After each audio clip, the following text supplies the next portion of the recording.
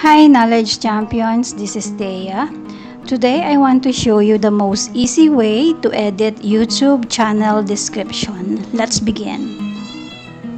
You can edit that through web browser, but editing it through YouTube app is way more easy. Just tap on your YouTube app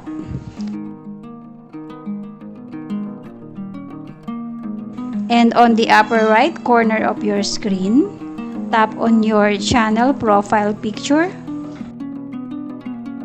Tap on your channel. Tap on pencil icon. And from here, you have the option to change your channel name and description. You have 1,000 characters allowed to write on your description. Then when you are done, just tap on OK.